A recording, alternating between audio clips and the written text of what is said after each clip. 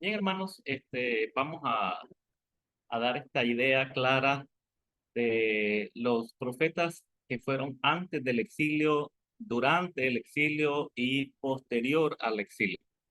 Tenemos al profeta Ezequiel y varios capítulos, uno de los profetas mayores que escribieron mucho acerca de los juicios del Señor, especialmente.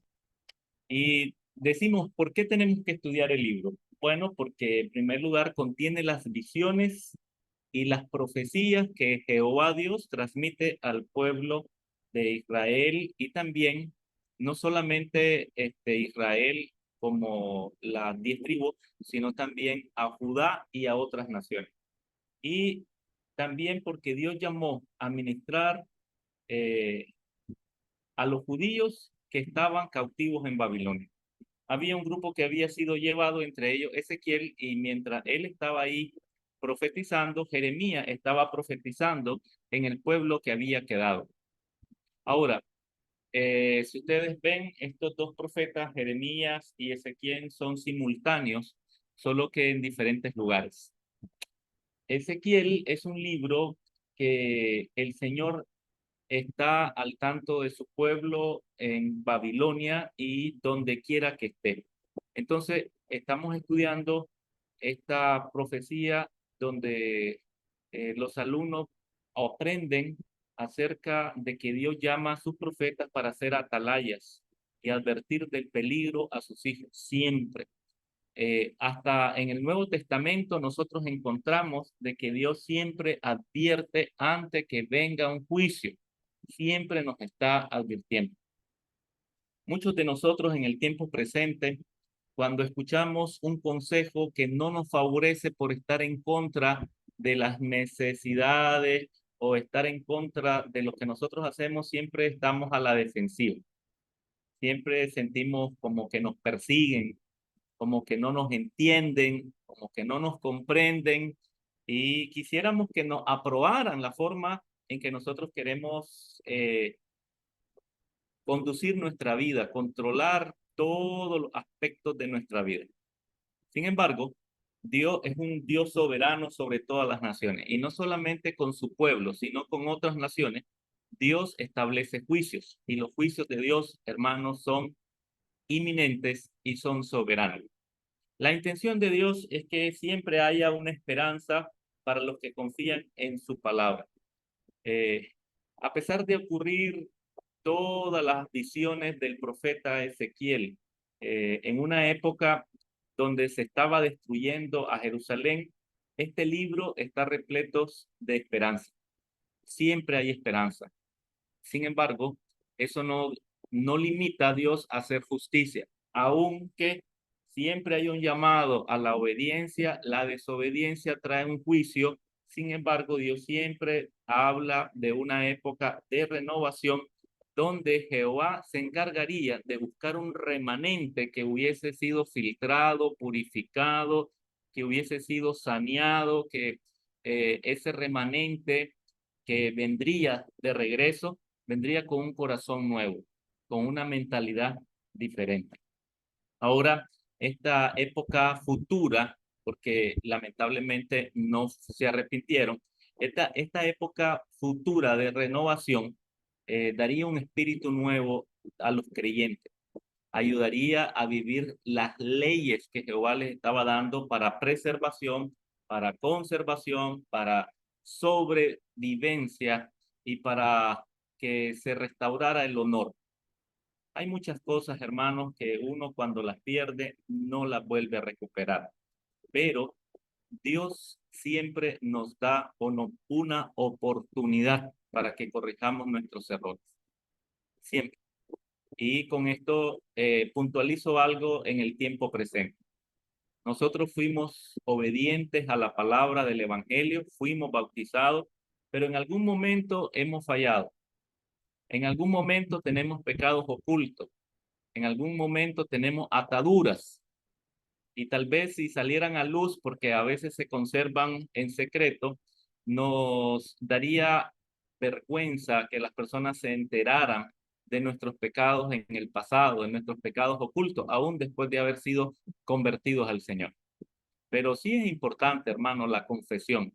La Escritura dice: confesad vuestras ofensas unos a otros, orad unos por otros para que seáis sanados, en el Nuevo Testamento. Este es el mensaje que también miramos en el Antiguo Testamento. Estamos hablando que el estudio de Ezequiel fortalece la fe de todos sus estudiantes. Es decir, que ahí podemos ver cómo Dios ama y conduce a su pueblo al arrepentimiento.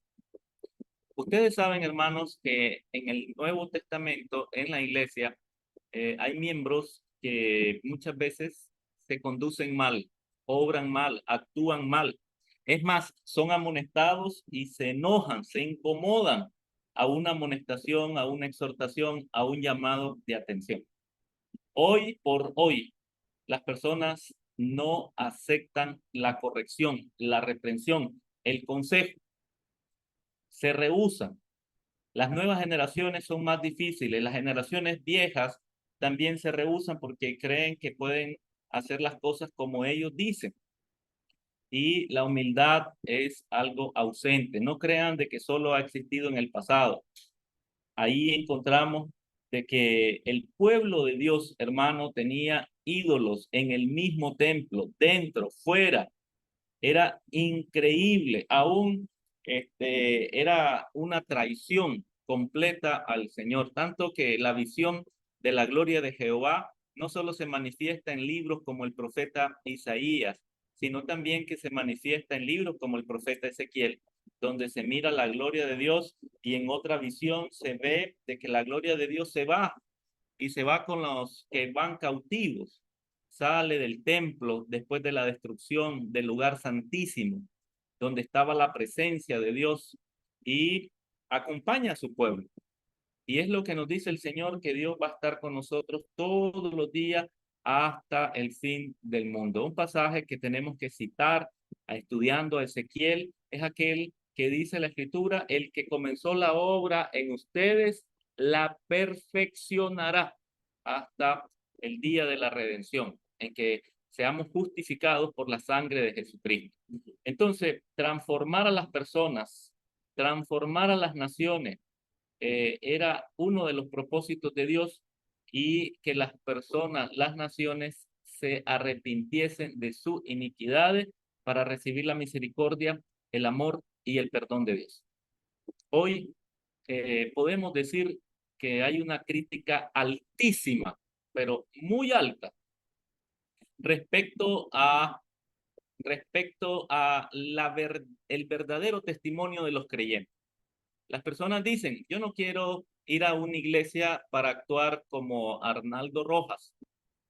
¿Cómo es posible de que Arnaldo Rojas tenga una doble vida, una doble moral, falso testimonio, viva en pecado? Bien, sabemos de que las personas están hoy atestiguando que no quieren ser creyentes por el mal testimonio de algunos de nosotros. Pero recordemos que en la iglesia Jesucristo dijo que tenía que crecer el trigo con la cizaña. Y hoy tenemos que reflexionar si algunas veces, hermanos, el trigo somos nosotros o somos la cizaña. Porque también hay trigos que se convierten en cizaña y hay cizaña que se puede convertir en trigo. Y por esto es importante conocer eso. ¿Quién es el que escribió el libro? Pues el profeta Ezequiel es el autor del libro de Ezequiel. Y escribiendo desde la perspectiva en primera persona, Ezequiel escribió las visiones y revelaciones que recibió de Jehová. Algo muy parecido, por cierto, al libro de Daniel que estuvimos estudiando en la semana pasada, que recibió las visiones de parte del Señor. ¿Quién era Ezequiel? Un sacerdote que estaba entre los judíos cautivos que el rey Nabucodonosor llevó a Babilonia aproximadamente antes del año 600, como en el 597 antes de Jesucristo. Ezequiel capítulo 1, versículo 3, nos dice la escritura así. Ezequiel capítulo 1, verso número 3. Dice la escritura así: vino palabra de Jehová al sacerdote Ezequiel, hijo de Buzi, en la tierra de los caldeos, junto al río Quebar. Vino ahí sobre él la mano de Jehová. Y es que sin duda alguna, este, el llamado de Dios provoca miedo.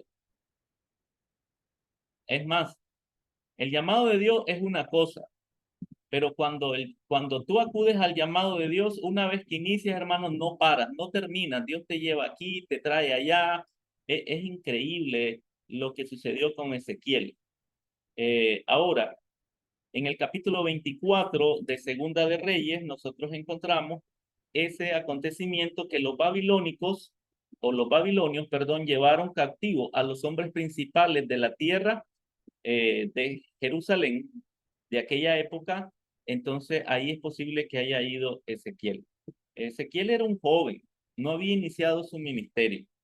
Recordemos que habíamos hablado en la clase, creo, anterior, de que de alguna manera tenían aproximadamente una cantidad de años antes de jubilarse los sacerdotes.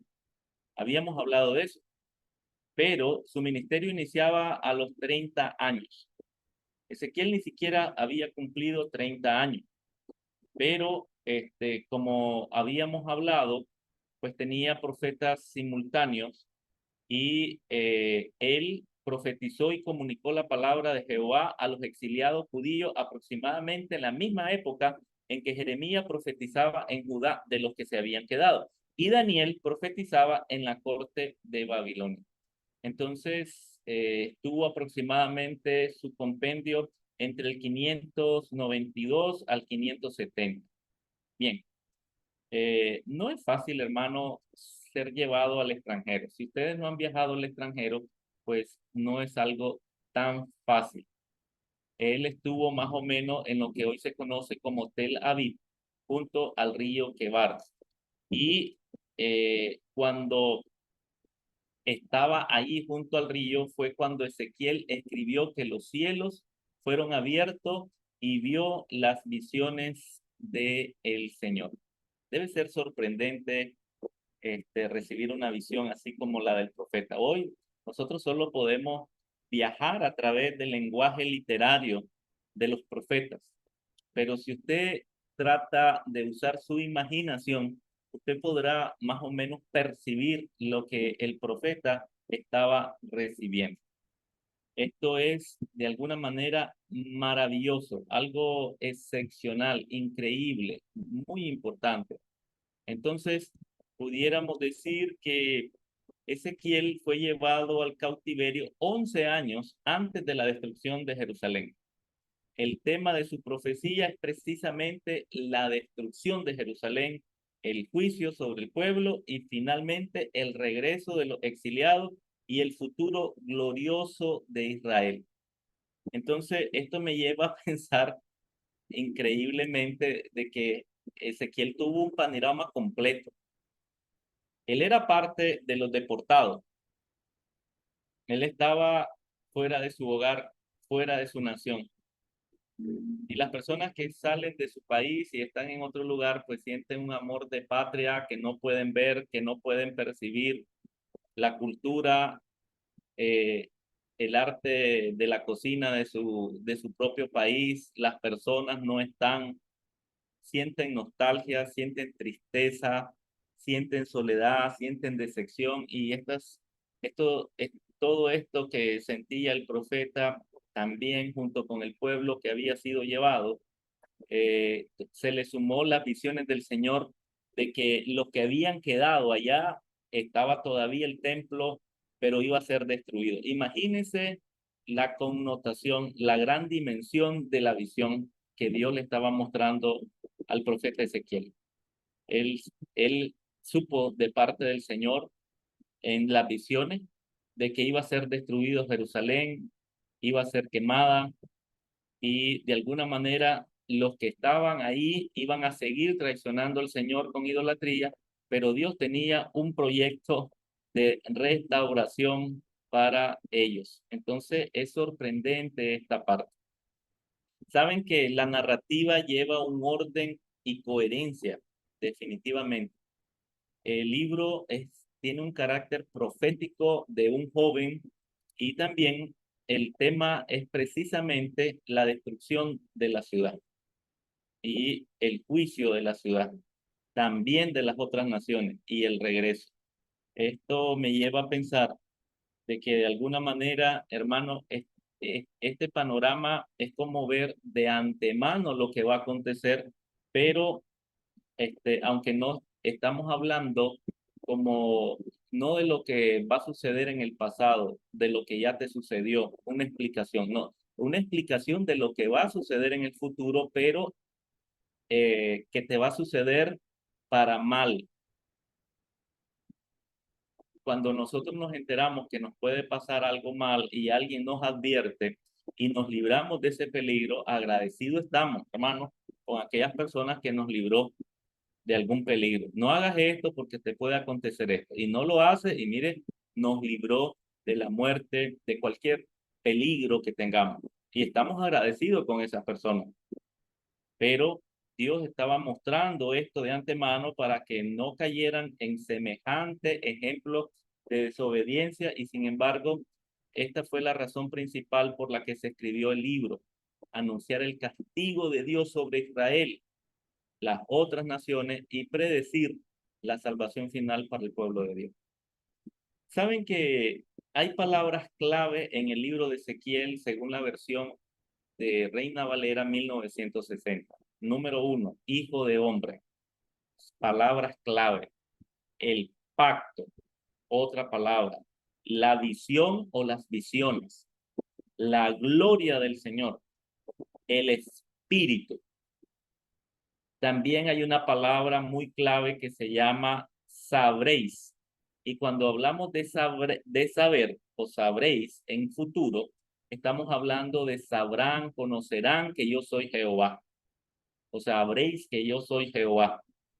También otra palabra muy clave en todo el libro es la maldad, que se refiere a la iniquidad, a la perversidad y al pecado. Otra palabra clave es rebelarse, rebelde, rebeliones, etcétera. Otra palabra clave es ira, enojo, furor. Otra palabra es corazón.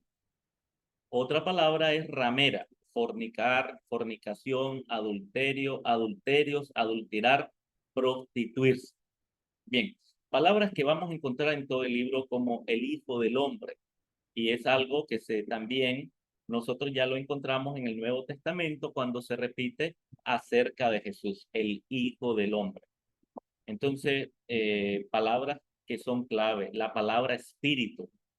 Y espíritu, no estamos hablando solamente que la encontramos con minúsculas, sino espíritu con mayúscula, hablando del espíritu del Señor, que solo lo encontramos en el Nuevo Testamento refiriéndose al Espíritu Santo.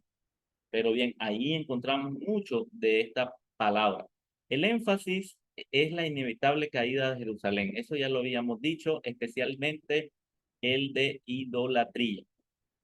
Hoy batallamos en la modernidad posiblemente con muchos pecados, entre ellos, por decir algo, la depresión, el, la ansiedad, el problema de la falta de compatibilidad de carácter entre las personas en el matrimonio, eh, la duda de los solteros en quererse casar, la duda de los casados en no quererse divorciar y cosas como esas. Pero allá el problema principal era la idolatría, hermano, confiar en otros dioses de otras naciones. Hoy debiéramos de pensar en ese pasaje que, no, que leemos en el último versículo de Primera de Juan, que nos habla acerca de huir de la idolatría. Huya de la idolatría, huir de la idolatría, no caer en idolatría. A veces nosotros mismos ocupamos el lugar de Dios o tal vez las cosas materiales. El que no dejare padre, madre, hermano, casa, propiedades, aún el que no se negara a sí mismo no puede ser mi discípulo. Y en la profecía de Daniel, pues se nos advierte mucho acerca de abandonar, hermano, la idolatría. que es especialmente lo que el pueblo había caído trascendentalmente. La soberanía de Dios se muestra en la profecía de Ezequiel sobre todas las naciones, sobre toda la historia. La pérdida y restauración de la tierra y de la presencia de Jehová entre el pueblo de Dios. Es decir, hay desobediencia, podés perder lo que Dios te dio. Y esto también nos puede hacer recordar, hermanos, que muchas veces Dios nos entregó la salvación, nos entregó bendiciones. Y yo quisiera mencionar con respecto al profeta Ezequiel, de que las bendiciones que hemos recibido de parte de Dios sean siempre bendiciones. Saben que a veces nosotros convertimos las bendiciones en maldiciones. Entonces, mantengamos nuestras bendiciones. Dios te está dando bendiciones. Dios le dio bendiciones al pueblo, pero el pueblo falló y convirtió todas esas bendiciones en maldiciones. Perdió toda su tierra. Hay personas que pierden muchas cosas por querer ganar el mundo, pierden muchas, pero muchas bendiciones del Señor. Ni cuenta se dan y después están lamentando. Otras personas pudiéramos mencionar que le llaman bendiciones a las cosas materiales, le llaman bendición a su familia, le llaman bendición también a su trabajo, a sus profesiones. Pero cuando tomamos una decisión equivocada, a la ligera, con delirio, con, con adoración a nosotros mismos, hermanos, sin considerar la voluntad del Señor, recuerden algo muy importante, todos tenemos que aprender que en la multitud de consejeros está la sabiduría y que muchas veces lo primero que hacemos es solo decir, bueno, consultamos a otros consejeros que nos van a dar malos consejos. Salmos capítulo 1 dice, bienaventurado el varón que no anduvo en consejo de malo. Y a veces escuchamos más el consejo malo que el consejo bueno. Hay alguien que nos empuja a estar en contra de la voluntad de Dios y ese no es un buen consejero. Pero si usted se acerca a los buenos consejeros, debieran de ser los que nos predican, los guías espirituales, aquellas personas que han luchado por su fe. Ellos nos pueden hablar de parte del Señor y decir qué debemos de hacer en cosas tan importantes de nuestra vida.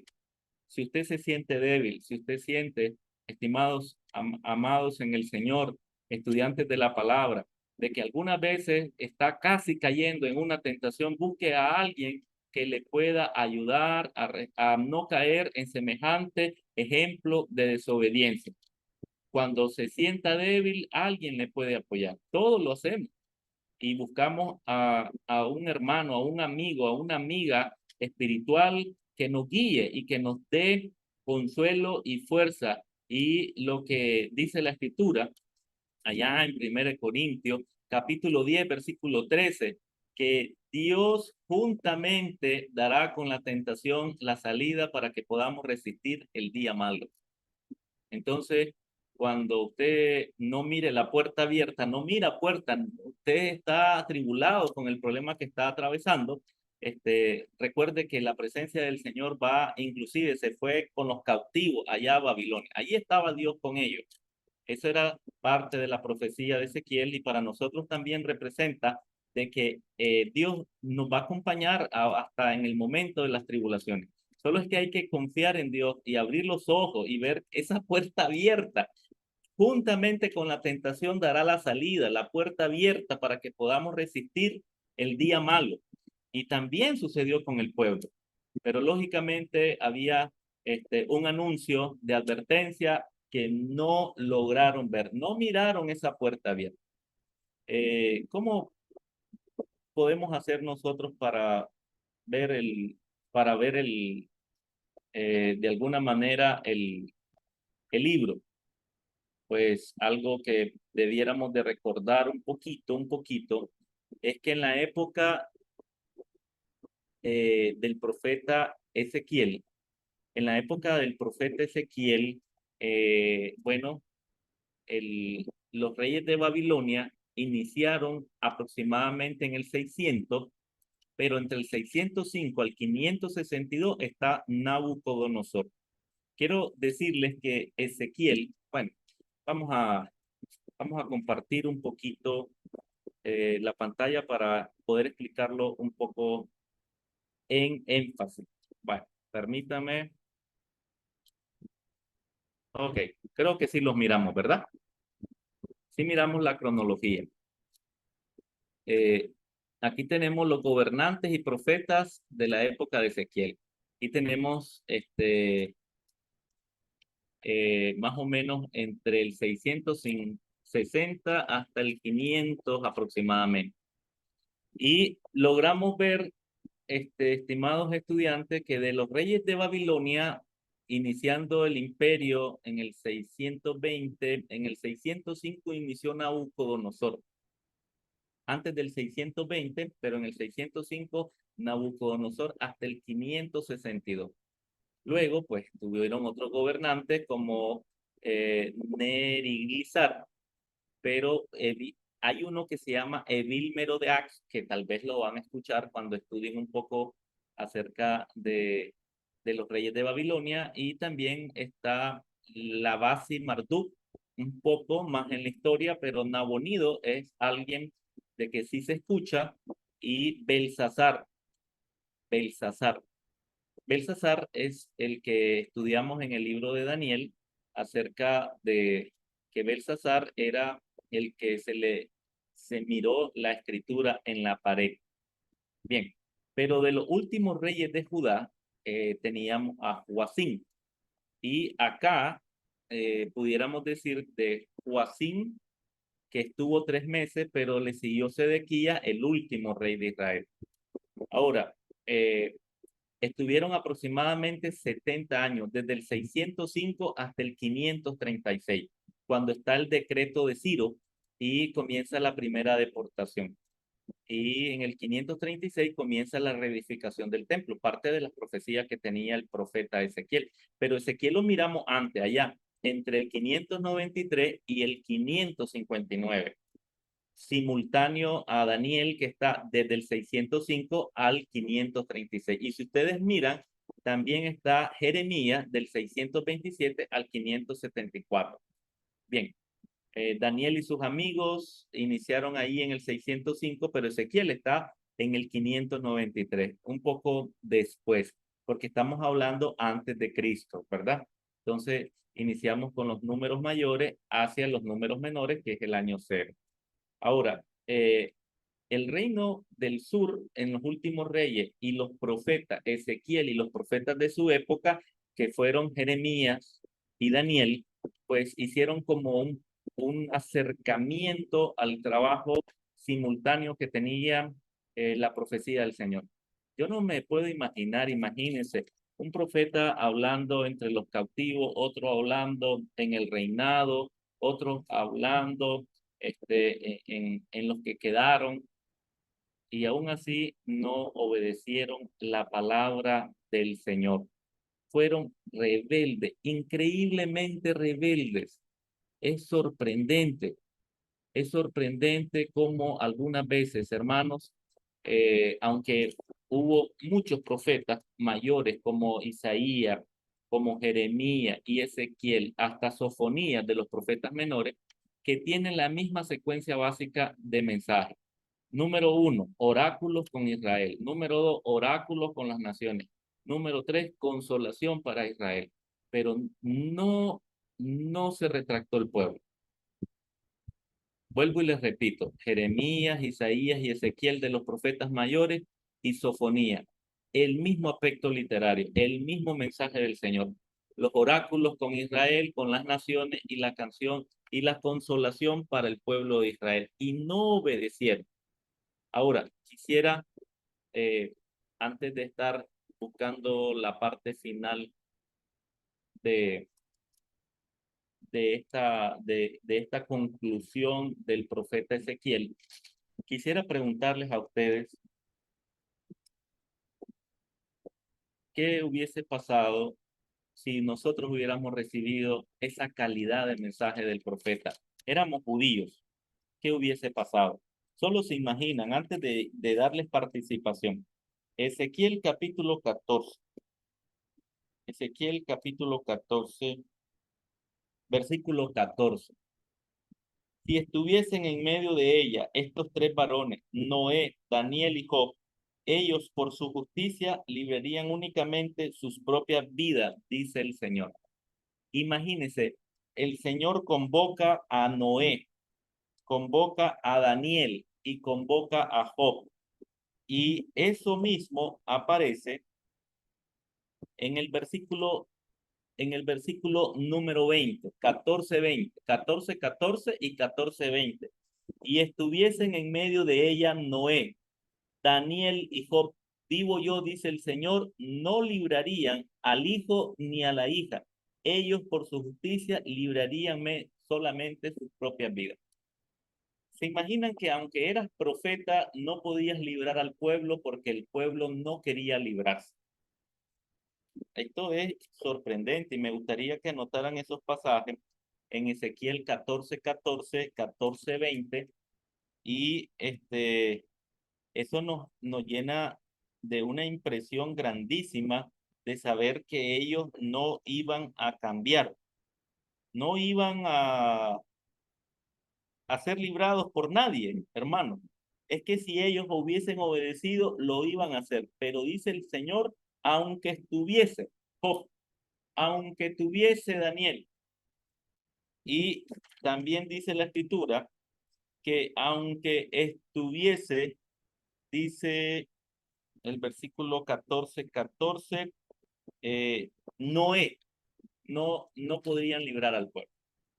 Abro acá la participación. Tenemos, antes de concluir, unos 10 minutos, 12 minutos. ¿Qué hubiesen pensado usted recibir todas esas visiones? Es una obra literaria preciosa, parábolas, oráculos, poemas, comparaciones, alegorías. El profeta está dando consuelo a los que fueron llevados allá a la deportación junto al río Quebar, y él está diciendo, hay promesa de restauración, pero los que quedaron allá van a ser destruidos.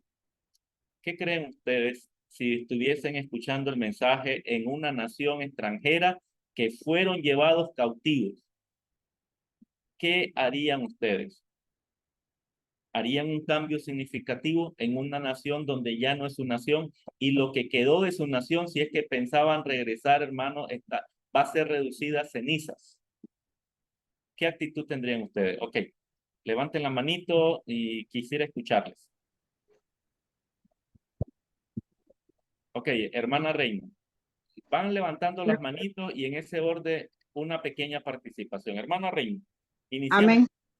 Sí, hermano, la verdad es que sería como una gran oportunidad para poder reflexionar, porque no a cualquiera se le dice de antemano lo que va a pasar, y si es algo malo, pues uno pues se detiene y reflexiona y se arrepiente, porque tiene una ventaja increíble, porque imagínense que me digan a mí que me va a pasar algo grave por lo que estoy haciendo, y si no me detengo voy a ser aniquilada, por ejemplo. Entonces pues yo creo que entraría en temor, hermano, y buscaría cómo cambiar, aunque tal vez podría ser que lo que estoy haciendo me cueste un poco hacerlo, el cambio, pero si ya me están advirtiendo, entonces yo creo que ya después no tendría la oportunidad y pues podría pasar algo peor, y en ese momento pierdo esa oportunidad que se me está dando. Gracias, hermana. Antes de seguir con Ulises, recuerden ahorita la posición que tienen algunos hermanos cuando usted va a pedirles que se reconcilien con el Señor. No están en la iglesia, andan en pecado, les está yendo mal. Usted les dice, hermano, Dios te está llamando, Dios no quiere verte en esta situación. Pero ellos no miran, ellos no ven la puerta de salida. Ok, ¿qué pasaría si ustedes se llegaran a descarriar? ¿Qué actitud tendría? Hermano Ulises, le escuchamos, abra su micrófono. Bueno, buenas noches, hermano, a todos. Bueno, yo, conforme a la opinión que dijo de recibir la decisión de ir a predicar a un lugar donde no es tu nación, primero, como todo ser humano, pues me asustaría porque no comprendería eso. Sin embargo, luego cumpliría con la misión que me ha enviado Dios, aunque a veces muchas personas, como seres humanos, tienen la idea de que quieren salvar solo, como se puede decir en términos latinos, se podría decir solo a su gente. Y porque no es su gente, no quieren salvarlo, son demasiado patriotas, se podría decir, y no vienen y no le quieren predicar a otro pueblo, hermano. Y conforme a eso es que nos venimos y nos descarriamos, pienso, o vemos a alguien, un hermano descarriado, pienso que debemos venir y predicar, porque a veces tenemos el error de tal vez dejarlo ir o predicarle una vez y olvidarnos de ello. Y es un proceso que se debe estar llevando con el hermano para que vuelva a estar en reconciliación con el Señor. Gracias, hermano Ulises. Hermano Darwin.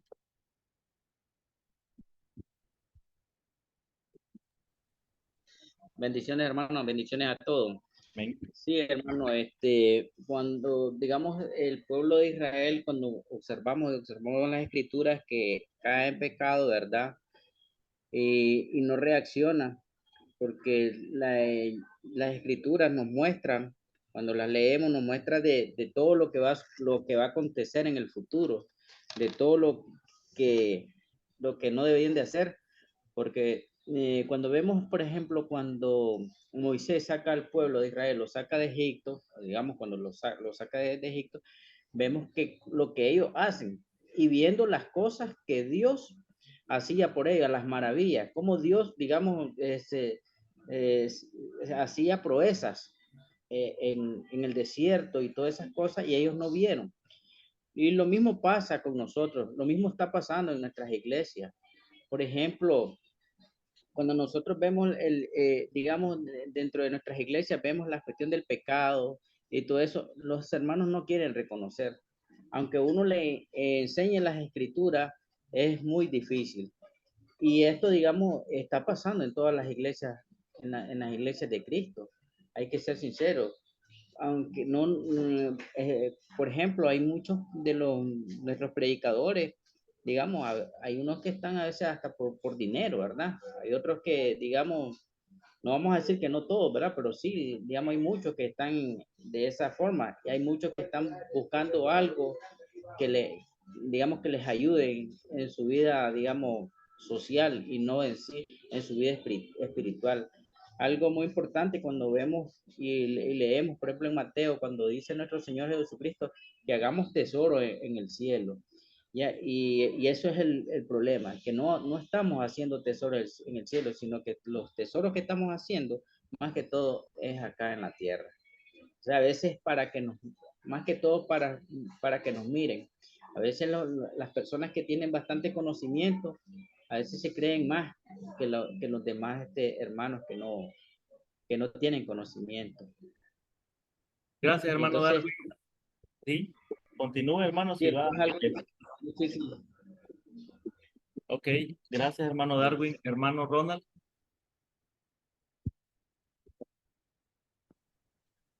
Bueno, hermano, esta historia de Ezequiel, la verdad que está muy conectada con nuestra actualidad, de que Ezequiel predicándole a las personas, llevándole las noticias de lo que va a acontecer, de lo que le va a pasar si no se arrepienten, si no cambian, ellos aún así deciden no hacerlo. Y eso está muy ligado a la actualidad. Cuando nosotros salimos a predicar o conversamos con alguien de que tiene que arrepentirse, bautizarse, creer en Dios, y no lo hacen. Está muy ligado con eso, lo piensan como que es un juego. Y hasta después, cuando vienen las consecuencias, son los crujir de dientes, como dicen. Gracias, hermano Ronald. ¿Alguien más quisiera participar? Ok. Eh, algo que mencionaron ustedes es la impotencia que tiene el mensajero con el mensaje. La impotencia de saber de que la palabra de Dios tiene poder, pero las personas no quieren experimentar ese poder, no quieren experimentar ese cambio.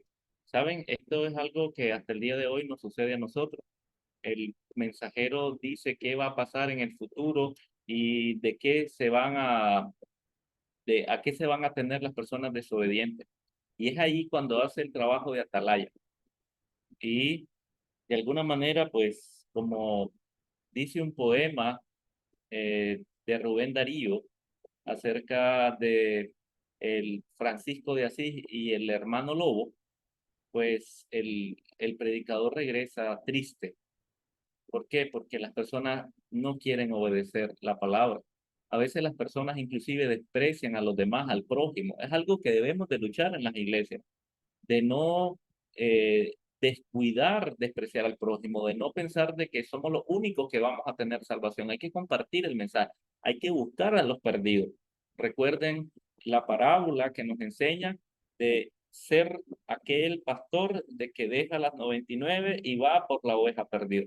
Pero algunas veces, algunos predicadores llegamos a pensar que dice, pues no quiere nada, no tengo por qué ir a buscarlo, no tengo por qué escuchar sus traumas, no tengo por qué ir a escuchar sus decepciones, no tengo por qué escuchar su negativismo, pero sí tenemos que ser un poco de empatía y saber de que esa persona también tiene derecho a reflexionar y arrepentirse, aunque en algunos casos nosotros consideremos que es demasiado tarde. Hermano Jorge Collado y hermana Reina. Ahí terminamos la participación para después comenzar a concluir. Hermano Jorge, hermana Reina.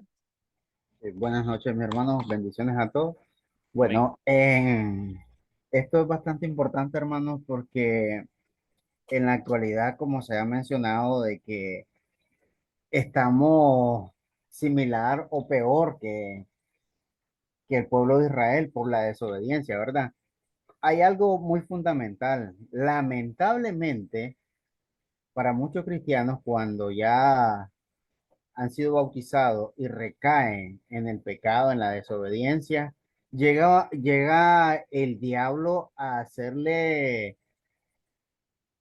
sentir a la persona un confort, que estar en el pecado es un confort. Es decir, así me siento bien y no quiero por mucho que se le predique y todo lo demás. Yo recuerdo cuando en mis primeros años de bautismo hubo unas actitudes no adecuadas, ya en desobediencia, hace muchos años. Y a mí me predicaban y me decían los hermanos, el ministro, el evangelista, los hermanos de visitación, mira Jorge, lo que vos estás haciendo no es correcto, tenés que mejorar, esa actitud no es adecuada. Entonces yo les decía, nunca les falté el respeto a nadie, pero yo recuerdo que en mí, internamente yo decía, pero ¿qué ejemplo me pueden dar ellos? Pero el Señor utilizó a un hermano que ya está en la presencia del Señor. Recuerdo que solo se me acercó a mí y me dice, hermano Jorge, sí, mi hermano, inmediatamente yo le puse atención, clase de respeto le tenía y amor a ese hermano. Te han hablado tanto, yo solo te voy a decir esto, el Señor te está llamando y hace caso antes que te lamentes de lo malo que estás haciendo. Muchas situaciones pasamos, inmediatamente yo pedí perdón a Dios. El Señor, miren, me tocó en lo más profundo del corazón, le pedí perdón a Él, le pedí perdón a los demás hermanos y sobre todo, pues pasé al frente, me acuerdo, se me olvida eso, y de una u otra manera también nosotros entramos en desobediencia. Las personas que están en pecado no comprenden esto. El diablo mal le paga a quien bien le sirve. Miren esas palabras, qué tremendo. Parece juego, pero es cierto. El diablo mal le paga a quien bien le sirve. Entonces nosotros tenemos que siempre orar por aquellos que predican su palabra, que Dios nos utilice para predicar su palabra. Y es que cuando el diablo se apodera de aquella persona, mire, ciega. Y en el nombre de Jesús, que eso cese y que haya arrepentimiento y que aquellos se acerquen a la voluntad del Señor mientras haya tiempo, como se ha mencionado. Gracias, hermano. Hay que estar enfatizando eso del arrepentimiento. Es más, iniciar por nosotros. Hermano Reina, tenemos 5 minutos solamente antes de terminar, Sí, pero es interesante esta parte de análisis y quiero que me regale ahí unos 2 minutos antes de las 8. Diga, hermana sí, Reina. hermano, solamente pienso que alguien que no quiere ir a restaurar a otro hermano estaría actuando como Jonás, indiferente, sin amor. Ok, sí, creo que sí tiene razón, hermana. La parte del mensajero es importante. El profeta Ezequiel lo hizo. Quiero finalizar en estos minutos que me faltan con la tarea que nos va a quedar. Para que tomen nota, en primer lugar, nosotros tenemos un mensaje que el profeta a través de Jehová es enviado en el capítulo 28 al rey de Tiro. Recordemos de que en el resumen del libro, del video, pues estábamos observando de que los reyes de Judá se ampararon en los gobernantes que tenían mayores ganancias en la parte de la estrategia militar, el ejército, y a veces eso de apoyarse en las cosas de este mundo sin tomar en cuenta a Dios, pues eso resulta peligroso. Uno se apoya más en las naciones. Ellos se apoyaron en estas naciones, en Tiro, y se apoyaron en Egipto. Sin embargo, Babilonia destruyó estas naciones y eso causó mayor terror, porque a veces, ¿en qué está basada tu fe, hermano? ¿En tu trabajo, en tu profesión, en tu familia? Es posible de que tengamos basada nuestra prosperidad y nuestra felicidad en alguno de estos aspectos. Pero déjame decirte, o en tu juventud, en tu salud, pero ¿qué pasaría si tú eres adulto, joven y quedarías sin poder ver? ¿Se imagina quedar ciego? ¿Se imagina tener un accidente y quedar en una silla de ruedas? O sea, se acaba tu felicidad, o sea, sientes que ya no sirves para nada. No, Dios siempre está usando tu espíritu para la salvación. Y tú puedes continuar con mayores limitaciones, pero puedes continuar con la ayuda del Señor.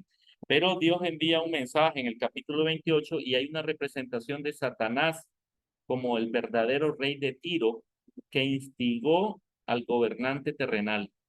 Y está principalmente descrita entre el capítulo 28, versículo 11 hasta el versículo número 19. Esta es la tarea del capítulo 28, del 11 al 19.